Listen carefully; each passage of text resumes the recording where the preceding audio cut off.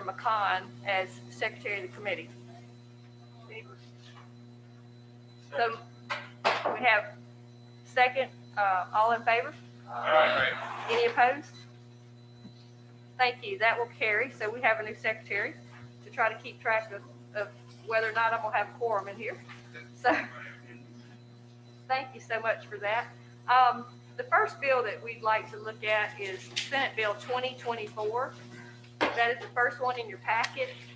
And this is a bill that Senator Blackwell brought forth, and I believe I passed this bill last year. Right now, the county boards of supervisors have to renegotiate their financials for whatever bank they use every 4 years. Every 2 years. And what this bill does is extends it to 4 years, because quite honestly, it can be quite disruptive to try to get, new checks and all that stuff every 2 years. And this is supported by the banking and financial institution and by the board of supervisors. And that's really all it does, is just changes the interval from 2 years to 4 years for them to renegotiate their banking. Do anybody have a question? I think Senator Seymour had a question. Senator, on line 45, what did we take it away from to give it to the state treasurer? On line 45, we changed the word treasury to treasurer just to clean up language. Anybody else have a question about this bill? Okay, I think we had a motion by Senator Robert Jackson, title sufficient to pass. All in favor? Aye. Any opposed? Thank you. That bill will be reported. The next bill that we're going to take up is the perpetual cemetery law, revised notice and maintenance provisions for counties and municipalities. And this has already passed municipalities and had some amendments to it. And I believe Senator England is in here. And I would like to ask Senator England to explain the bill. And this is something that I've also had a lot of complaints on, are dilapidated cemeteries that have fallen into disrepair. And I think this is a way that we can potentially handle this without any undue burden on taxpayers on the county level. So Senator England, you have the floor to explain the committee substitutes. Thank you, Madam Chair, and thank you, committee. What this bill essentially does is, and I'll just give, in my district, for example, we have a perpetual care cemetery that the owner of the cemetery, just for whatever reason, has not responded to requests to clean up the property or to keep it in working order and things like that. So we looked at that problem, and I believe, like Senator Hill mentioned, and I know that there's others in the state that have issues with perpetual care cemeteries. And the Secretary of State's office and I got together to try to figure out a good way to deal with this problem in a way that wouldn't cost taxpayer money, and it wouldn't lead to any penalties or fines or anything like that. So we've got before us a bill that would allow a private citizen or anyone affected to approach a municipality, their city council, for example, or a board of supervisors within a county, and ask that they step in and perform work. Now, when I say perform work, that the work to be done is specifically outlined in the statute here. You'll see what the phrase "not being properly maintained" there on line 101, that is defined from lines 103 to line 107. And I'll just briefly tell you that that's any perpetual care cemetery that shows signs of neglect, including without limitation the unchecked growth of vegetation, repeated and unchecked acts of vandalism, unusable entrances and exits, excess rubbish or debris, or the disintegration of grave markers or boundaries. So if that's happening, you can petition your municipality or your county to perform those jobs. But before they can do that, the municipality or the county has to go to the Secretary of State's office and petition for permission to be able to use monies from the trust fund. Now, you'll notice you've got a committee substitute in front of you. The reason for that is we, in the municipalities committee meeting that I attended earlier today, we amended to say that only interest from those trust accounts can be used and the principal cannot be touched. So this isn't going to help everybody with the problem, because some of these perpetual care cemeteries don't have money in their trust funds.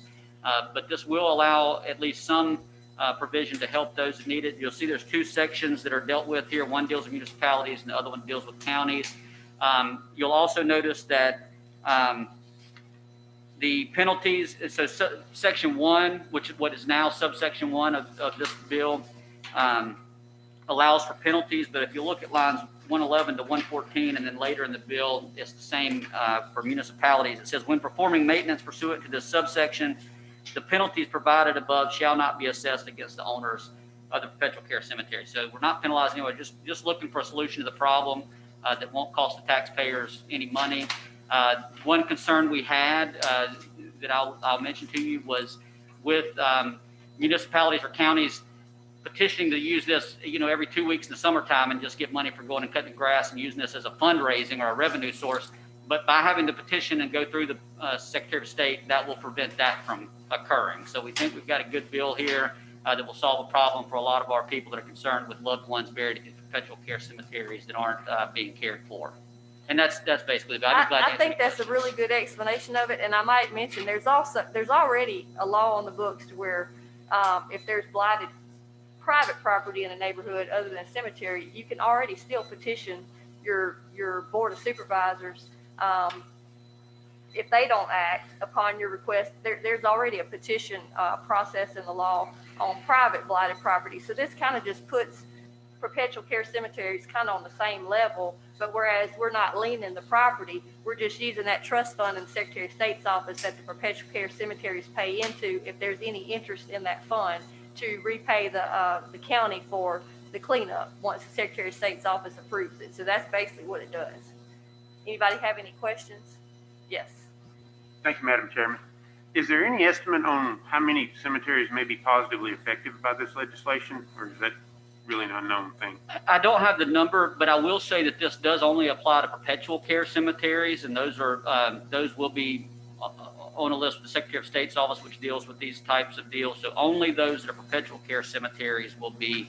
And it looks like it's going to be first come, first served, as far as what it will pay for, as long as we're only using interest. So probably, we might be able to do a few. I don't know how much interest is in there, but we might be able to do some. And then as it builds back up, then maybe some other ones. So this is not something that's just going to roll and continue to roll through, but it's just an avenue that some people who are really outdone about trying to get their cemetery back in order have a mechanism to petition their board of supervisors and then their Secretary of State's office to be able to use that interest money from that trust fund to reimburse the county for cleaning that cemetery. So and y'all know we have sent money to cities through local and private bills to help them clean up all kinds of different cemeteries. Vicksburg is one that comes to mind, that we have actually given them authority to use county money to clean up some of these cemeteries that were, on major roadways or whatever, that were becoming so out of whack. And I mean, it's becoming more and more of a problem across the state, and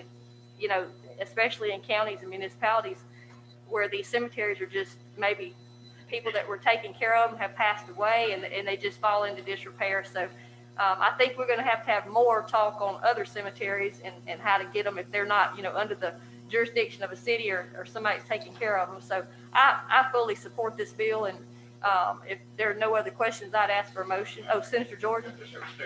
Okay. Some cities over the years, if the cemetery is 100 years old, then we in Greenwood would actually, the amount of resources that we owe to the state, we could take that amount out annually to clean that cemetery. This won't affect that. Won't affect it. No, this won't affect that. Anybody else have a question? Do I have a motion? Have a motion, title sufficient to pass committee subs. All in favor? Aye. Any opposed? That bill will be reported. The next one we're going to do is Senate Bill 2630. This is really, really a simple bill. Senator DeBar filed this. We already have allowed counties to use the fees for their law library for electronic purposes so that they can maintain electronic law libraries.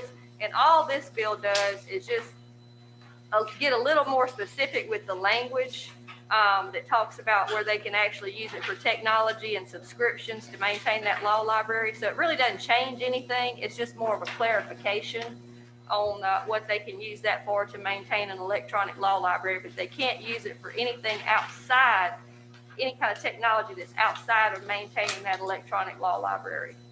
So it just gives them that option that we already gave them, I think 2 years ago, to have electronic law books in their law library. So this just expands and talks about that they can pay for the subscriptions to Westlaw and whatever to maintain that. So it's just really some cleanup and clarification language on that. Does anybody have a question about that?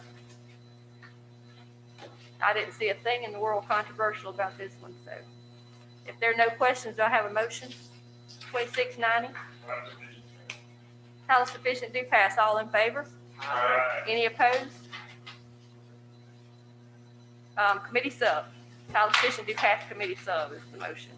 Because I added a couple of words to it for even further clarification. So that was the committee sub. So the motion was title sufficient, do pass committee sub. All in favor? Any opposed? That bill will be reported. I'm going to skip down to 2643, and then we're going to go back to Senate Bill 2637 for some discussion. Senate Bill 2643 is something that we passed through here last year, and all it does is it gives the authority. Right now, the only people under state statute that can serve a tax notice is a sheriff's deputy. What this bill does is allows constables to also be able to serve these tax sale notices.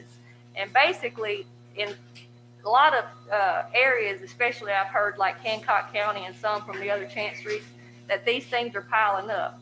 And if they're not served, then they can't go ahead with the process of either tax sale or redemption or whatever that they need to do if all these notices are not being served. So it really gums up the process of trying to either collect or clear or transfer that property. So all this does is with the Board of Supervisors motion, they have to approve it. We're not making them do it. The Board of Supervisors just has the authority to allow constables also to serve these notices with the acknowledgement that the Board of Supervisors would cover any costs that they had to upgrade their computer systems or accounting data to be able to allow constables to serve. But they're strictly a voluntary basis. We're not making them do anything. We're just giving them the option. Does anybody have any questions? Have a motion, title sufficient, do pass. All in favor? Any opposed? That bill will be reported. Now, let's go to Senate Bill 2637. And I think what we're going to have is just some discussion about this bill. Senator McConn and I have discussed this. My county has discussed this with me, Marion County. We've got to come up with some solution as to how counties can collect these past due garbage bills. And there's the county law right now says that you can either have your garbage picked up by your county, or you can opt to be able to use the county landfill. So I'm going to let Tyler talk to you about where we are in the predicament on trying to collect these garbage fees, and just one idea that he had to try to collect them, and just going to open it up for discussion on how we can proceed to try to solve that problem, because it's not an easy fix. Thank you, Madam Chairman. Most of you know, if you're in this meeting right now, then you all know pretty much some of the hurdles out there for garbage fees. You've got your civil judgment routes, you've got your holding of the tags, you've got all of these things. But there's another option out there is to look at the ad valorem tax and have the board actually certify the roll of the individuals who are receiving the county benefit, and then assess that back onto as the fee for the assessment for garbage back on the ad valorem tax is an idea that's out there. The one thing that bothers me is I see counties out there in my title work that have $400,000 and $500,000 in unpaid garbage fees. And counties are constantly looking for some way to continue to fund their programs, your county itself, without going up on taxes, but yet we've got fees out there that still haven't been paid, even though the benefit's been received. Senator Hill and I have talked about this several times. This bill was dropped to start the conversation about how we fix that. And I encourage any of you to start thinking about that and come up with your ideas and come to us. We'll be happy to work through it. But essentially how this is set up right now is that if you did not pay those fees, then it would be assessed on your taxes. And if you did not pay your taxes, it'd be sold just like any other ad valorem tax sale would. There are some questions as to whether you can pay your taxes and not pay your garbage. There's some discussion out there is that is an assessment, so thereby it can be tacked on. There's some discussion as to, is that just an additional fee that can't be tacked on ad valorem taxes? We want to have that discussion and figure out a way to resolve this. Our attorney drafted this bill and has worked through it pretty good to where we're at right now. Additionally, we've got to look at a statute of limitations at some point on when the statute runs on those garbage fees. Because we do have fees sitting out there that are 16, 17 years old that people are trying to collect. So, Now, I don't think we want to try to go back that long. If we can devise a mechanism to collect and maybe go back 7 years. yes. And a lot of these are probably some of these commercial. One of the hardest things is these rental properties. Yeah. Y'all all know that. And the thing is, the law says that it's the way the law reads now is that it's the owner's responsibility. Whoever that tenant is, the way the law reads, it's the owner's responsibility to pay those garbage fees to the county, or either to opt out and use the other mechanism through the landfill, because the law requires the county to have that landfill too. So what we're trying to figure out is a way for the counties to collect these garbage fees. It's not been working, having to try to get them to pay them whenever they go to buy their tag, because then you're saying, well, who's the owner of the property and I'm just a tenant, and they go back and forth right there. So at some point, we need to figure out, are we willing as a committee to be able to let these fees be assessed with the ad valorem taxes? Because we can't really figure out any other way. And they're getting the service, and the neighbor's paying the service, but the one next to them's not paying the service, but they're still getting the garbage picked up, because the county's not going to leave that garbage laying there.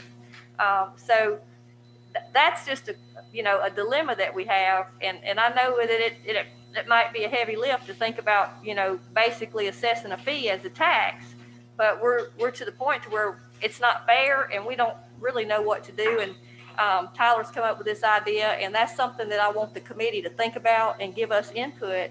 And Akila's done a great job of putting this together and us changing things at the last minute and trying to figure it out. But this is double referred, and I think that we do need to have some more work on it. But we want to maybe potentially bring something back to the committee next year for a solution.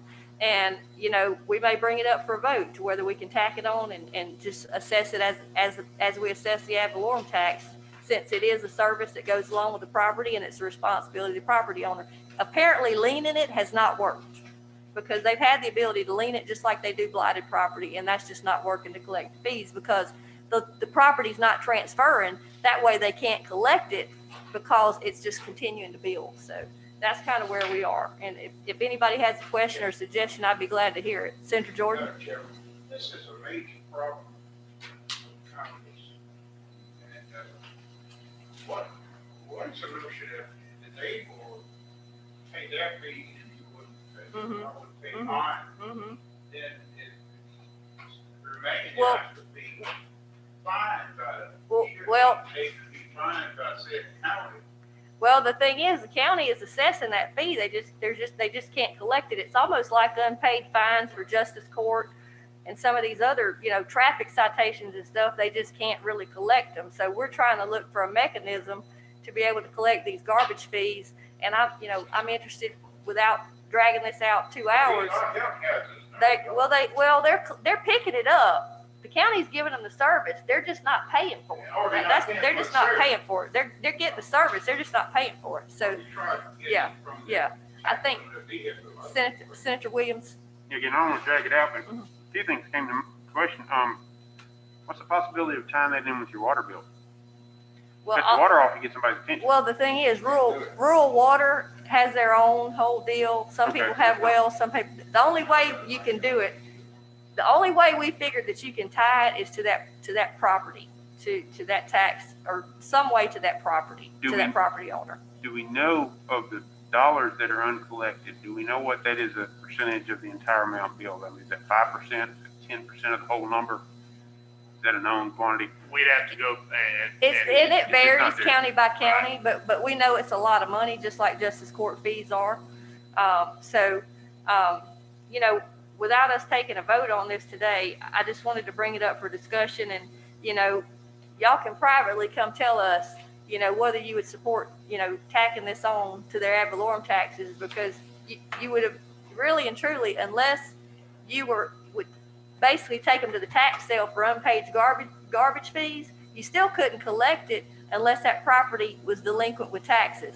So it either has to go when the property's delinquent for taxes, or you could separate it and say it could be delinquent after 5 or 7 years of unpaid garbage fees, and you could send it up for the tax sale for the garbage fees. That's just some of the things we've been throwing around, that maybe they're paying their taxes, but yet they're letting $100,000 or, worth of garbage fees build up over 17 years. So it's just not fair to the person next to them that's paying their fees. So that's just kind of our thoughts there.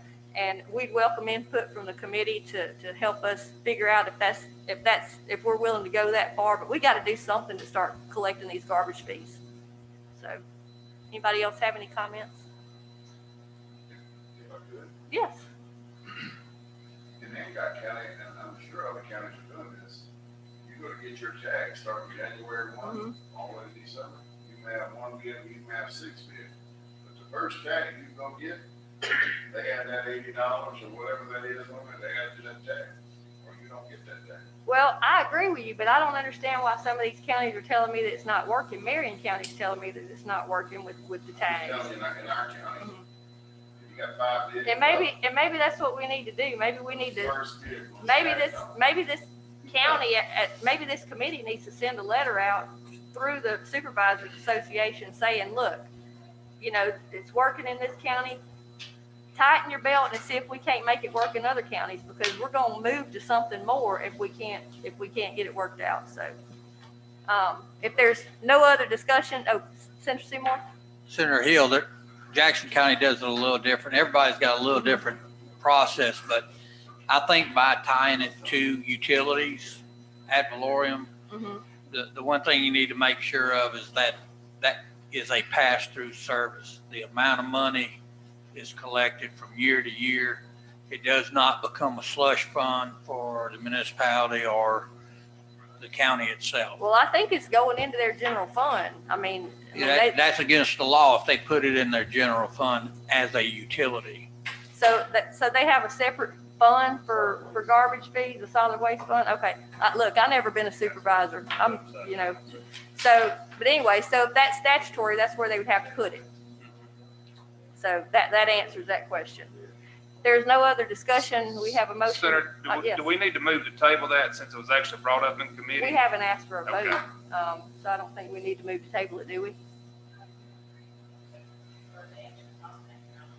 No, we're not going to take any further action. We just wanted to discuss it. So no, there's no other discussion. Do I have a motion to rise and report? Rise and report. Thank you. Appreciate y'all.